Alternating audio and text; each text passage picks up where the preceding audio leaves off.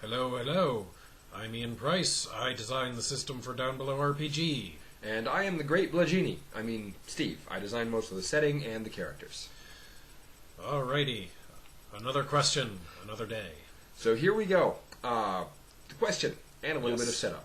Since this is, as you are probably aware by now, a narrative-based system, so less concerned with the action economy of games like D&D, Shadowrun, Feng Shui, and the like, and more concerned with the narrative economy of success and failure, I have had a couple of questions asked of me, such as, since characters are expected to succeed, what is the point of failure?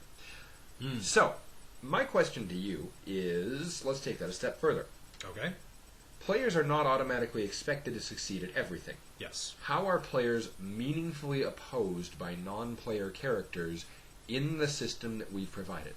Well, first, let me say that from the GM standpoint in this system, the players are actually expected to eventually fail at something.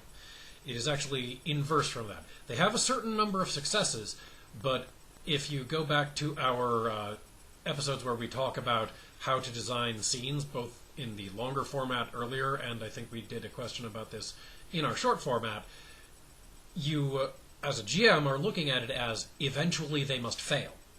And if you don't get to that point, then you've probably been interrupted in your session. So that's the first clarification point to make. And so, building on that, for NPCs can form anywhere from background to the most important part of a scene. So let's say you're trying to build a really important NPC and you want this NPC to be as important as any one of the PCs, or if not more so. Well, there's a really simple way to look at it, because each PC has a certain number of success traits, and thus that PC will be able to succeed in a certain number of situations. So if you want an NPC to be at least that important in a session, then you have to make sure that that NPC presents at least that number of challenges to a PC. It's important to note that the NPCs don't really have a mirror trait to PCs. It's not like they have a certain number of failure traits that they impose on PCs. It's more that the NPCs, unless the PCs do their successful thing, the NPCs do whatever you, the GM, say that they're going to do. And if the PCs don't want them to do that, then that's a challenge they have to apply a success trait towards. Because these NPCs are the antagonists in the story, and you are setting up the situation where the PCs, who are the protagonists, get to succeed some of the time, but not all the time, and the players decide how much of the time which parts of the time they are going to succeed at. A James Bond movie where the man with the golden gun was wearing clown shoes, floundering, and basically botching everything wouldn't have much of a need for James Bond after all. And basically, except when James Bond was being awesomely James Bondian and succeeding despite the awesomeness of his big bad guy opponents, they tend to succeed at whatever it is they're doing. The villains, they do whatever they're doing, and the only thing that stops them is Bond. And this is actually pretty similar.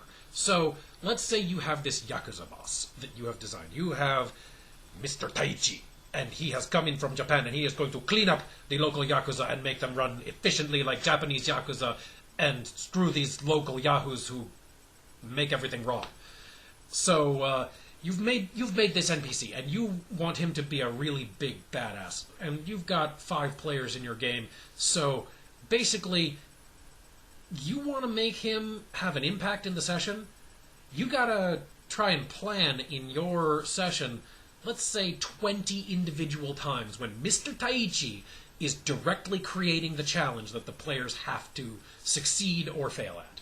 Yep. So that's going to be 20 different times when maybe part of this isn't a fight scene. That would make it really easy, because Mr. Taichi, he's no chump. If he's going to fight you, then you're going to actually have to succeed on individual attempts to not get hit by him, and individual attempts to hit him and harm him or inconvenience him, because he is a really tough opponent, because he's important to the story. It's not just does he know karate. It's not just does he have cybernetic enhancements that make him partially impervious to bullets.